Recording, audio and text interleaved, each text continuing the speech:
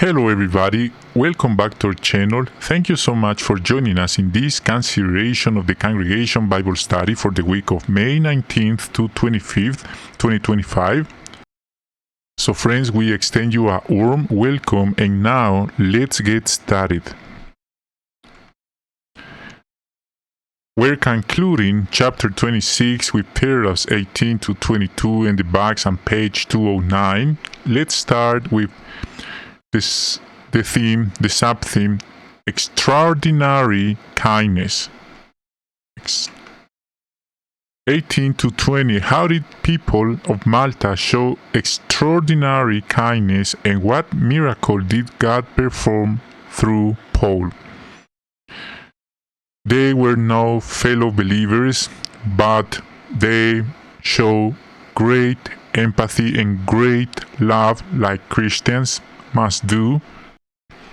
They were not indifferent to Paul's and his companions' tragedy. They didn't turn a blind eye.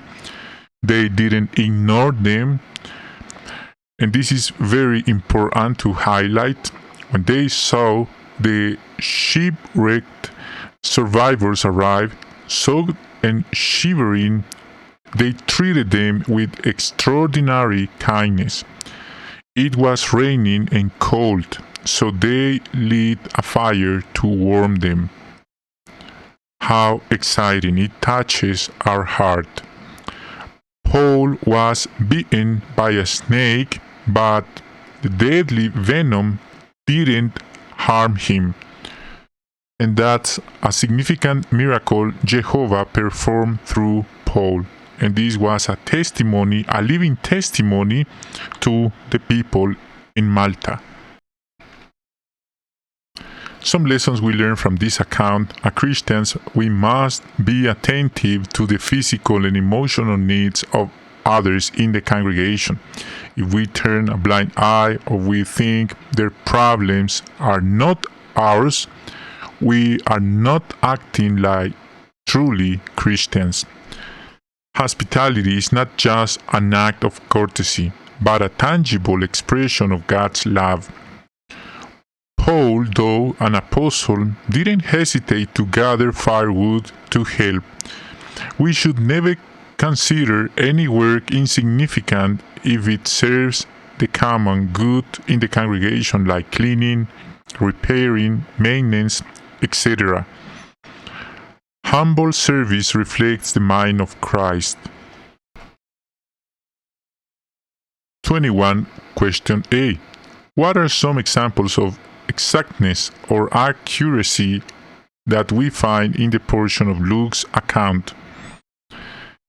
In that region lived Publius, a wealthy man who owned land. He may have been highest-ranking Roman official in Malta, and Luke calls him the chief man of the island. The exact title found in two inscriptions discovered there. We notice the accuracy, Bible's accuracy. Question B. What miracles did Paul perform and with what effect on the Maltese people? Very significant miracle Paul did was he healed Publius' father of fever and dysentery.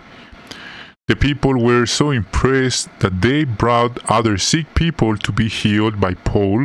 They also gave gifts to Paul. They showed their gratitude, their appreciation for what he did for them and his companions, and provided everything they needed for the rest of their journey. They were acting like truly Christians. Some lessons we learn from this account.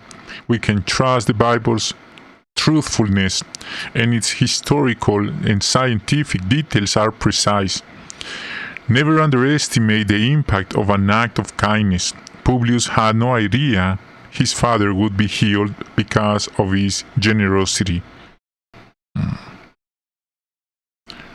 22. Question A. How has one professor praised Luke's account of the voyage to Rome?